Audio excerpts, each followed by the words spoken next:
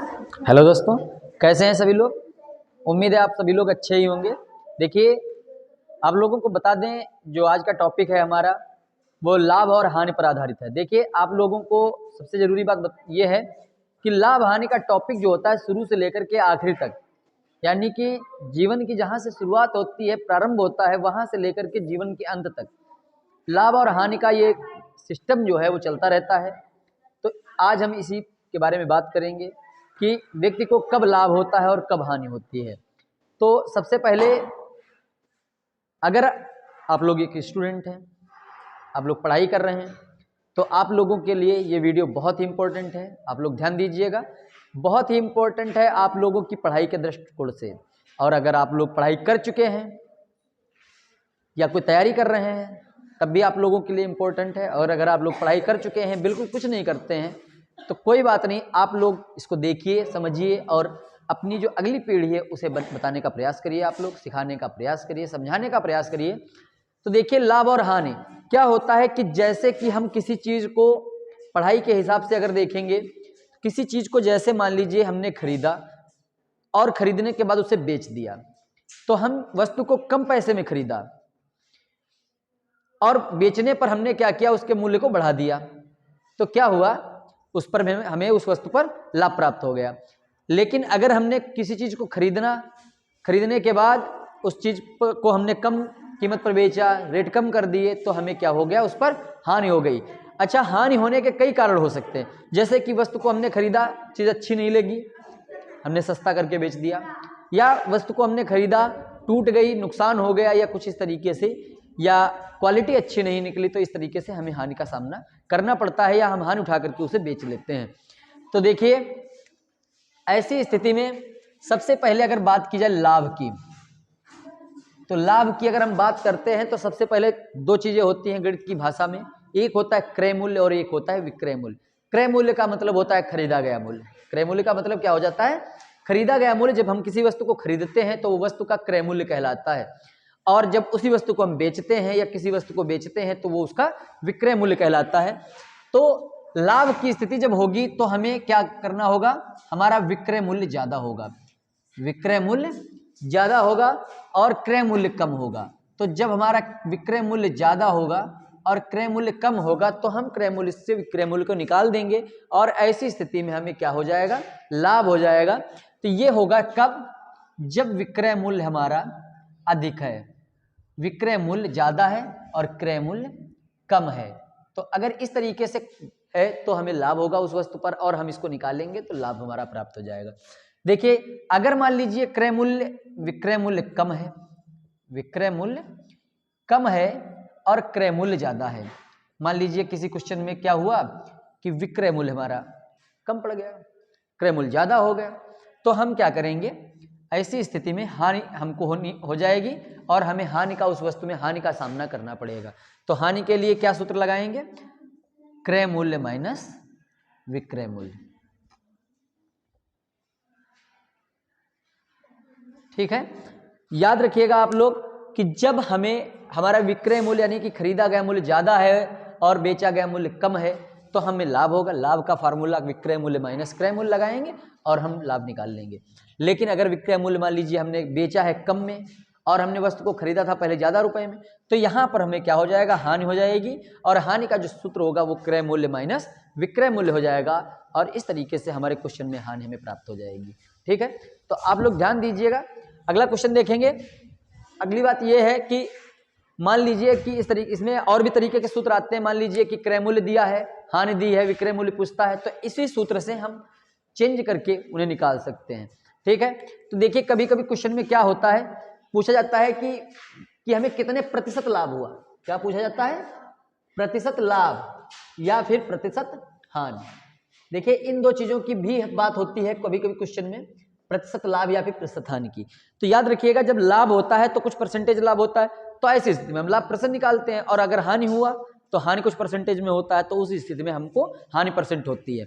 तो हमें अगर लाभ हुआ है तो लाभ प्रतिशत होगा, तो लाभ प्रतिशत के लिए हम सूत्र लगाएंगे लाभ गुणे 100 बटा क्रय मूल्य। अगर देखिए हमें लाभ हुआ तो हम लाभ गुणे 100 बटा क्रय मूल्य लिखेंगे। लेकिन मान लीजिए हमको अगर हानि उठानी पड़ी, तो हमको हानि गुणे 100 बटा क्रय मूल्य। अगर हमें हानि उठानी पड़ेगी तो हम क्या लगाएंगे, हानि गुणे 100 बटे क्रय मूल्य, और अगर लाभ हुआ तो लाभ गुणे 100 बटा क्रय मूल्य। दोनों स्थितियों में क्रय मूल्य आप लोगों का कॉमन रहता है। ध्यान रखिएगा, देखिएगा कि लाभ होता है तब भी हम क्रय मूल्य पर ही निकालते हैं, और हानि होती तब भी हम उसको क्रय मूल्य पर ही निकालते हैं। दोनों को क्रय मूल्य पर ही निकाला जाता है। देखिए, अगर हम उदाहरण की बात करें, क्वेश्चन देखें, जैसे कि सवाल ये कह रहा है कि एक वस्तु को, एक क्वेश्चन के बारे में बात करेंगे, एक वस्तु को 400 रुपए में खरीद कर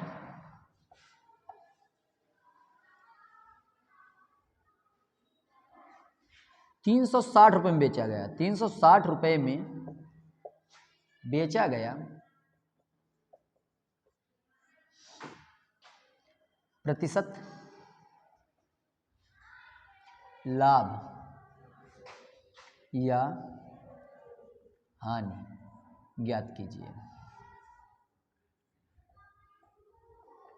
देखिए, कह रहा है एक वस्तु को 400 रुपए में खरीद कर 360 रुपए में बेचा गया, तो प्रतिशत लाभ ज्ञात कीजिए। देखिए, सबसे पहले हम नोट करेंगे जो हमें दिया गया है। देखिए, वस्तु को खरीदा गया 400 रुपए में, तो सबसे पहले जब हम इसको हल करेंगे तो क्रय मूल्य लिखेंगे 400 रुपए। वस्तु को हमने खरीदा था 400 रुपए में, और फिर उसे बेचा है हमने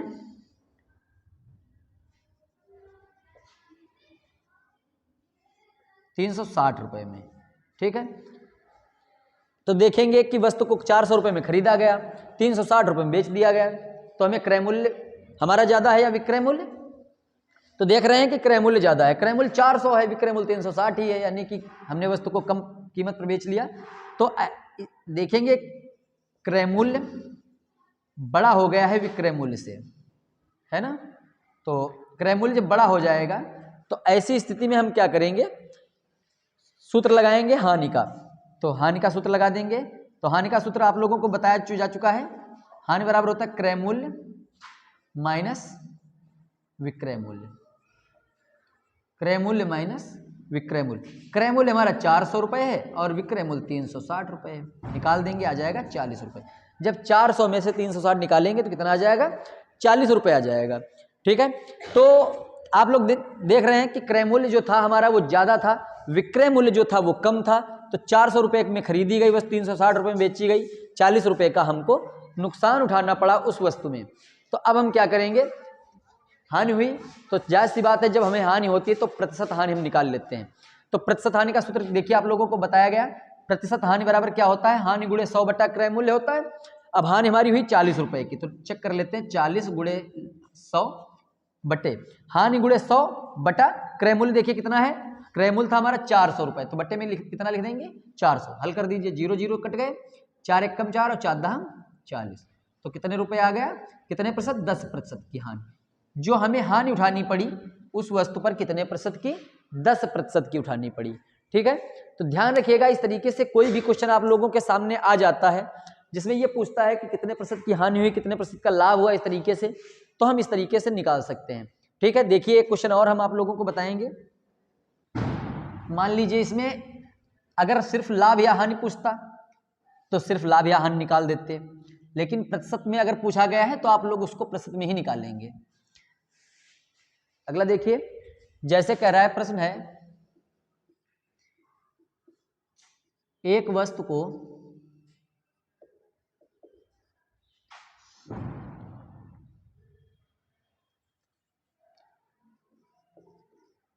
500 रुपए में खरीदकर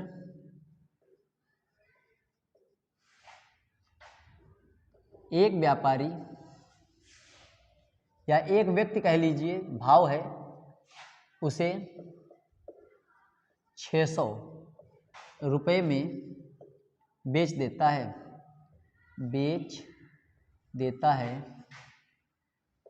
प्रतिशत लाभ ज्ञात कीजिए।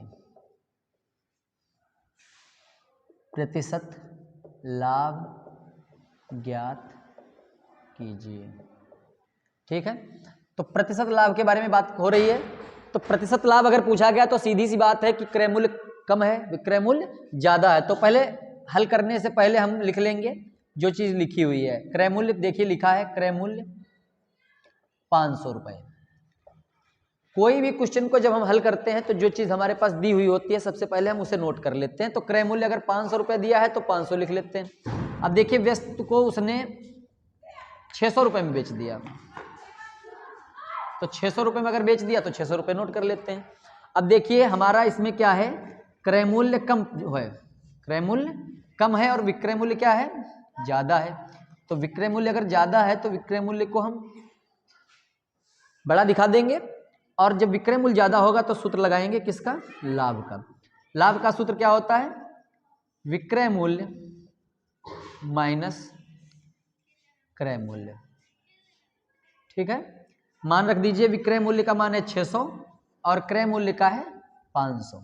600 में से अगर 500 को निकालेंगे तो कितना आ जाएगा, 100 रुपये आ जाएगा। 100 रुपये आप लोगों का क्या हो गया, लाभ हो गया। और इसी में आप लोगों को प्रतिशत लाभ बताया गया था। देखिए सवाल में पूछ रहा है प्रतिशत लाभ ज्ञात कीजिए, तो प्रतिशत लाभ का सूत्र अगर देखेंगे तो क्या लिखा है, लाभ गुणे 100 बटा क्रय मूल्य। लाभ कितना है हमारे पास 100, लाभ गुणे 100 बटा क्रय मूल्य कितना है 500। देखिए काट दीजिए, 5 से 0 0 कट गया, 5 एकम 5, 5 दूनी 10, 0। तो हम लोगों का जो लाभ प्रतिशत है वो कितना हो जाएगा, 20% हो जाएगा। 20% आप लोगों का लाभ प्रतिशत हो गया। ठीक है, बात समझ में आ गई सभी के। अगर इस तरीके से लाभ प्रतिशत दिया हो, पूछ रहा हो, या हानि प्रतिशत पूछ रहा हो, क्रय मूल्य विक्रय मूल्य पूछ रहा है, तो आप लोग इसी सूत्रों के माध्यम से क्वेश्चन को हल कर सकते हैं बहुत ही आसानी से। ठीक है, अगर आप लोगों को कोई चीज़ समझ में नहीं आई, कोई स्टेप समझ में नहीं आया, तो आप लोग कमेंट करके बता भी सकते हैं कि सर हमें ये समझ में नहीं आया, आप लोगों को दोबारा बता दिया जाएगा। ठीक है,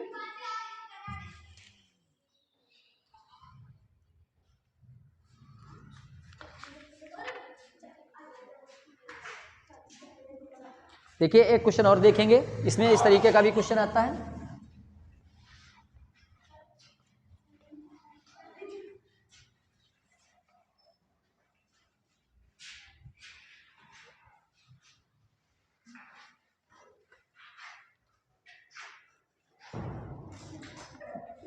देखिए क्वेश्चन लिखा हुआ है, एक बैल 3120 रुपए में खरीद कर 12% लाभ पर बेचा गया, लाभ पर बेचा गया, विक्रय मूल्य ज्ञात कीजिए। विक्रय मूल्य ज्ञात कीजिए। क्वेश्चन ये है कि एक बैल को खरीदा गया और 3120 रुपए में बेचा गया। एक बैल को 3120 रुपए में खरीदा गया और उसको 12% लाभ पर बेचा गया। तो कह रहा है विक्रय मूल्य ज्ञात कीजिए कि कितना उसमें लाभ होगा, विक्रय मूल्य होगा। तो बात ये होती है किसी भी चीज को अगर हमें निकालना होता है तो सबसे ज्यादा जरूरी चीज होती है क्रय मूल्य, सबसे ज्यादा जरूरी क्रय मूल्य होता है। तो जैसे देखिए यहाँ पर क्रय मूल्य दिया ही है, अगर आप लोगों को नहीं दिया होता तो हम मान लेते हैं क्रय मूल्य दिया है 3120। देखिए लाभ कितना दिया है, यहाँ पर लाभ प्रतिशत के बारे में बात की गई है 12% है। तो जो लाभ हो या हानि होती है वो क्रय मूल्य पर ही होती है। तो हम क्या करेंगे, ये प्रतिशत लाभ था, हम लाभ निकालेंगे 3120 का 12%, तो हो जाएगा 3120 गुणे 12/100। देखिए 0 से 1 0 काट देंगे, गुणा कर देंगे, 12 दूनी 24, 12 एक कम 12। देखिए कभी कभी होता है, बहुत से बच्चे सोचते हैं इसको काटा क्यों नहीं गया, तो काट सकते हैं लेकिन काटेंगे नहीं, पूरा पूरा कटेगा नहीं, इसलिए। तो 12 दूनी 24, 12 एक कम 12 और 2 14, 12 3 36 और 1 37। देखिए बटे 10, तो एक अंक पे दशमलव है, 0 है तो एक अंक पे दशमलव लगा देंगे, 374.4। ये रुपये क्या हो जाएगा, इसका लाभ हो जाएगा। ठीक है, अब देखिए अगर हमारे पास क्वेश्चन में देखिए लाभ पर बेचा गया है उसको, तो अगर लाभ पर बेचा गया है तो लाभ का मतलब है कीमत बढ़ जाएगी, लेकिन अगर हानि की बात होगी तो कीमत घट जाएगी। यहां पर लाभ हो रहा है तो हम जोड़ देते हैं, विक्रय मूल्य बराबर क्रय मूल्य प्लस लाभ। हमने बताया भी था, सूत्र को चेंज कर लेते हैं, क्रय मूल्य प्लस लाभ। तो क्रय मूल्य जो था वो 3120 रुपए का था और लाभ हो गया 374.4 रुपए। ठीक है, अगर यहां पर हमें हानि होती तो हम क्या करते, यहां पर क्रय मूल्य माइनस लाभ लगा देते, क्रय मूल्य माइनस हानि। तो हानि तो है नहीं, लाभ है, तो हम जोड़ देते हैं, तो 0.4 044 7 2 9 3 और 1 4 और 3 3,494 रुपए और 40 पैसे। ठीक है, ये है इसका जो वास्तविक रूप से विक्रय मूल्य ये है।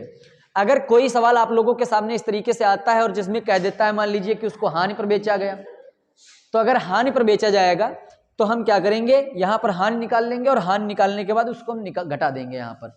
ठीक है, मान लीजिए यहाँ पर विक्रय मूल्य दिया है और लाभ दिया और क्रय मूल्य पूछता है, तो क्रय मूल्य के लिए हमें क्या करना होगा, उसमें हम पहले क्रय मूल्य मान लेंगे x और फिर क्रय मूल्य निकालने के बाद उसका लाभ निकालेंगे, लाभ में उसको जोड़ देंगे, तो इस तरीके से हमारा क्रय मूल्य आ जाएगा। ठीक है, तो कोई भी क्वेश्चन आप लोगों का इस तरीके से दिक्कत करे आप लोग, तो आप लोग कमेंट करके भी पूछ सकते हैं। और अगर आप लोगों को समझ में आ गया है तो वीडियो को आप लोग लाइक करिएगा और चैनल पर नए हैं तो सब्सक्राइब कर दीजिएगा और हमारे साथ बने रहिएगा। पढ़ाई आप लोग करते रहिए, बस हम यही चाहते हैं आप लोगों से। ठीक है, तो आज के वीडियो में इतना सा ही। और सभी बच्चों को, सबसे ज़्यादा जरूरी सभी बच्चों के लिए यही होता है कि वो पढ़ाई करें, अपने माँ बाप का नाम रोशन करें। बस आज के वीडियो में इतना सा ही, मिलेंगे अगले वीडियो में, तब तक के लिए।